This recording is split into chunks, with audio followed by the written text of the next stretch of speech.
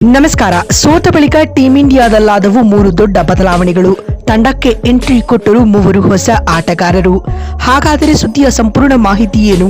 ಅಷ್ಟಕ್ಕೂ ಜಿಂಬಾಬ್ವೆ ವಿರುದ್ಧದ do or die ಮ್ಯಾಚ್ಗೆ ಭಾರತದ ಪ್ಲೇಯಿಂಗ್ 11 ಕಾಂಬಿನೇಷನ್ ಹೇಗಿರಲಿದೆ ಹಾಗೂ ತಂಡಕ್ಕೆ ಎಂಟ್ರಿ ಕೊಟ್ಟಿರುವ ಆ 3 ಸ್ಟಾರ್ ಆಟಗಾರರಾದರೂ ಯಾರ್ಯಾರು ಮತ್ತು ಪಂದ್ಯದ ಪಿಚ್ ಕಂಡೀಷನ್ ಹೇಗಿದೆ ಎನ್ನುವುದರ ಕಂಪ್ಲೀಟ್ ಮಾಹಿತಿಯನ್ನ ತಿಳಿಸ್ಕೊಡ್ತಾ ಹೋಗ್ತೀನಿ. ಆದ್ದರಿಂದ ಕೊನೆವರೆಗೂ ನೋಡಿ. ಆದರೆ ಅದಕ್ಕಿಂತಲೂ ಮುನ್ನ ನೀವು ಕೂಡ ಟೀಂ ಇಂಡಿಯಾದ ಅಭಿಮಾನಿಗಳಾಗಿದ್ರೆ ಈ ಕೂಡಲೇ ವಿಡಿಯೋಗೊಂದು ಲೈಕ್ ಮಾಡಿ ಮತ್ತು ನಮ್ಮ ಚಾನೆಲ್ಗೊಂದು ಸಬ್ಸ್ಕ್ರೈಬ್ ಮಾಡಿ. ಹೌದು, ಜೆಂಟಲ್ ಮ್ಯಾನ್ ಗೇಮ್ ಕ್ರಿಕೆಟ್ ನಲ್ಲಿ ಸೋಲು ಗೆಲುವು ಕಾಮನ್. ಪ್ರತಿ ಮ್ಯಾಚ್ ಕೂಡ ಗೆಲ್ಲಲೇಬೇಕು ಅಂತ ಹೇಳಕ್ಕಾಗಲ್ಲ. ಆದ್ರೆ ಬೇಡದೇ ಇರೋ ಟೈಮ್ ನಲ್ಲಿ ಬೇಕಾಬಿಟ್ಟಿ ಸೋತ್ರೆ ದೊಡ್ಡ ಬೆಲೆ ತೆತ್ತಬೇಕಾಗುತ್ತದೆ. ಈಗ ಟೀಂ ಇಂಡಿಯಾದಲ್ಲಿ ಆಗ್ತಾ ಇರುವುದು ಕೂಡ ಇದೆ. ಸೌತ್ ಆಫ್ರಿಕಾ ವಿರುದ್ಧದ ಮೊದಲ ಸೂಪರ್ 8ರ ಪಂದ್ಯದಲ್ಲಿ ಅಟ್ಲೀಸ್ಟ್ ಫೈಟ್ ಕೊಟ್ಟು ಟೀಂ ಇಂಡಿಯಾ ಸೋಲ್ಬಹುದಾಗಿತ್ತು. ಕಂಪ್ಲೀಟ್ ಆಗಿ ಸರೆಂಡರ್ ಆಗಿದ್ದಕ್ಕೆ ಈಗ ಸೆಮಿಸ್ ಕೂಡ ಕೈತಪ್ಪುವ ಭೀತಿ ಎದುರಾಗಿದೆ.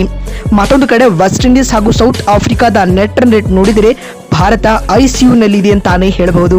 ಇಲ್ಲಿಂದ ಕಮ್ ಬ್ಯಾಕ್ ಮಾಡಬೇಕು ಅಂದ್ರೆ ಜಿಂಬಾಬ್ವೆ ವಿರುದ್ಧ ಶತಾಯ ಗೆಲ್ಲಲೇಬೇಕು.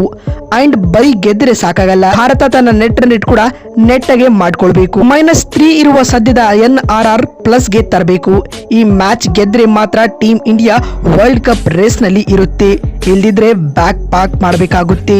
ಹೀಗಾಗಿ ಟೀಂ ಇಂಡಿಯಾ ತನ್ನ ಬೆಸ್ಟ್ ಪ್ಲೇಯಿಂಗ್ 11 ಹಾಗೂ ತನ್ನ ಬೆಸ್ಟ್ ಆಟವನ್ನೇ ನೀಡಬೇಕು. ಅಂಡ್ ಮತ್ತೊಂದು ಕಡೆ ಒಂದು ಪ್ಲಾನಿಂಗ್, ಒಂದು ವಿಷನ್, ಒಂದು ಪದ್ಧತಿಯನ್ನ ಇಟ್ಕೊಂಡು ಭಾರತವನ್ನ ಆಫ್ರಿಕಾ ಟ್ರ್ಯಾಪ್ ಮಾಡಿತ್ತು ಸ್ನೇಹಿತರೆ. ಹಾಗೂ ಜಿಂಬಾಬ್ವೆ ವಿರುದ್ಧದ 2ನೇ ಸೂಪರ್ 8ರ ಪಂದ್ಯ ಇದೇ ಫೆಬ್ರವರಿ 26ರಂದು ಚೆನ್ನೈನ MA ಚಿದಂಬರಂ ಸ್ಟೇಡಿಯಂ ನಲ್ಲಿ ನಡೆಯಲಿದೆ ಸ್ನೇಹಿತರೆ. ಈ ಕ್ರೂಷಿಯಲ್ ಪಂದ್ಯಕ್ಕೆ ಟೀಂ ಇಂಡಿಯಾ ತನ್ನ ಪ್ಲೇಯಿಂಗ್ 11 ನಲ್ಲಿ 3 ಮೇಜರ್ ಚೇಂಜ್ ಗಳನ್ನ ಮಾಡಬೇಕು. ಮೊದಲನೇದಾಗಿ ತಿಲಕ್ ವರ್ಮಾರನ್ನ ತಂಡದಿಂದ ಕೈಬಿಟ್ಟು ಅವರ ಬದಲಿಯಾಗಿ ಸಂಜು ಸ್ಯಾಮ್ಸನ್ಗೆ ಚಾನ್ಸ್ ಕೊಡಬೇಕು.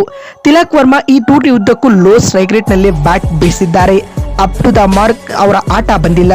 ಹೀಗಾಗಿ ಅವರ ಬದಲಿಯಾಗಿ ಇಲ್ಲಿ ಸಂಜು ಸ್ಯಾಮ್ಸನ್ಗೆ ಚಾನ್ಸ್ ನೀಡಬೇಕು. ಇನ್ನು ಸಂಜು ಓಪನರ್ ಆಗಿ ಆಡಿದ್ರೆ ಇಲ್ಲಿ ಇಶನ್ ಕಿಶನ್ ಅಟ್ ನಂಬರ್ 3 ನಲ್ಲಿ ಬರ್ತಾರೆ ಸ್ನೇಹಿತರೆ. ನಿಮ್ಗೆಲ್ಲ ಗೊತ್ತಿರಬಹುದು, ಕಳೆದ ಕಿವಿ ಸೀರೀಸ್ ನಲ್ಲಿ ಇಶನ್ ಇದೇ ಆರ್ಡರ್ ನಲ್ಲಿ ಬಂದು ರನ್ ಸುನಾಮಿಯನ್ನ ಎಬ್ಬಿಸಿದ್ರು. ಇನ್ನು 2ನೇ ಚೇಂಜ್ ಬಂದ್ಬಿಟ್ಟು ವಾಷಿಂಗ್ಟನ್ ಸುಂದರ್ ಬದಲು ವೈಸ್ ಕ್ಯಾಪ್ಟನ್ ಅಕ್ಷರ್ ಪಟೇಲ್ ಆಡಬೇಕು. ಅಂಡ್ ಈ ಚೇಂಜ್ ಅಂತೂ ಕನ್ಫರ್ಮ್. ವಾಷಿಂಗ್ಟನ್ ಸುಂದರ್ ಕಡೆಯಿಂದ ಬ್ಯಾಟ್ ನಿಂದಾಗ್ಲಿ ಬೌಲಿಂಗ್ ನಿಂದಾಗ್ಲಿ ಕಾಂಟ್ರಿಬ್ಯೂಟ್ ಬಂದಿಲ್ಲ. ಮತ್ತೊಂದು ಕಡೆ ಅಕ್ಷರ್ ಪಟೇಲ್ ಆಡಿದ್ರೆ ತಂಡಕ್ಕೆ ಬ್ಯಾಲೆನ್ಸ್ ತರ್ತಾರೆ. ಇನ್ನು 3ನೇ ಚೇಂಜ್ ಬಂದ್ಬಿಟ್ಟು ಹರ್ಷದೀಪ್ ಸಿಂಗ್ ಬದಲು ಕುಲ್ದೀಪ್ ಯಾದವ್. ಹೌದು, ಹರ್ಷದೀಪ್ ಸಿಂಗ್ ಅವರನ್ನ ಪಿಚ್ ಕಂಡೀಷನ್ ಗಮನದಲ್ಲಿಟ್ಕೊಂಡು ರೆಸ್ಟ್ ಕೊಡಬೇಕು.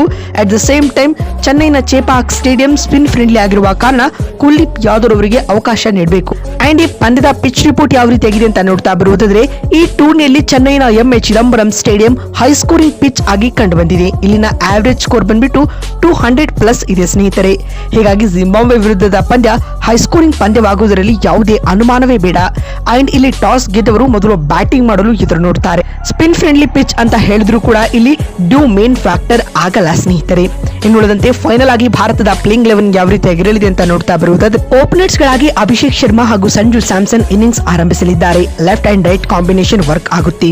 ನಂಬರ್ 3 ನಲ್ಲಿ ಇಶನ್ ಕಿಶನ್, ಅಟ್ 4 ಸೂರ್ಯಕುಮಾರ್ ಯಾದವ್ ಹಾಗೂ 5ನೇ ಕ್ರಮಾಂಕದಲ್ಲಿ ಶಿವಂ ದುಬೆ, 6ನೇ ಸ್ಲಾಟ್ ನಲ್ಲಿ ಹಾರ್ದಿಕ್ ಪಾಂಡ್ಯ, 7ನೇ ಕ್ರಮಾಂಕದಲ್ಲಿ ರಿಂಕು ಸಿಂಗ್, 8ನೇ ಸ್ಥಾನದಲ್ಲಿ ಅಕ್ಷರ್ ಪಟೇಲ್ ಬ್ಯಾಟ್ ಬೀಸಲಿದ್ದಾರೆ. ಇದರೊಂದಿಗೆ 8ನೇ ಕ್ರಮಾಂಕದವರೆಗೂ ಬ್ಯಾಟಿಂಗ್ ಲೈನ್ಅಪ್ ಇರಲಿದೆ. ಹಾಗೂ 9ನೇ ಸ್ಲಾಟ್ ನಲ್ಲಿ ವರುಣ್ ಚಕ್ರವರ್ತಿ, 10ನೇ ಕ್ರಮಾಂಕದಲ್ಲಿ ಕುಲ್ದೀಪ್ ಯಾದವ್, 11ನೇ ಮತ್ತು ಅಂತಿಮ ಸ್ಲಾಟ್ ನಲ್ಲಿ ಜಸ್ಪ್ರೀತ್ ಬುಮ್ರಾ ಪ್ಲೇಯಿಂಗ್ 11 ನ ಭಾಗವಾಗ್ತಾರೆ. ಬಂಧುಗಳೇ, ಈ 11 ಬೆಸ್ಟ್ ಹೌದೋ ಅಥವಾ ಇಲ್ಲವೋ ಎನ್ನುವುದನ್ನ ಎಸ್ ಅಥವಾ ನೋ ಎಂದು ಕಾಮೆಂಟ್ ಮಾಡುವ ಮೂಲಕ ತಪ್ಪದೆ ತಿಳಿಸಿ.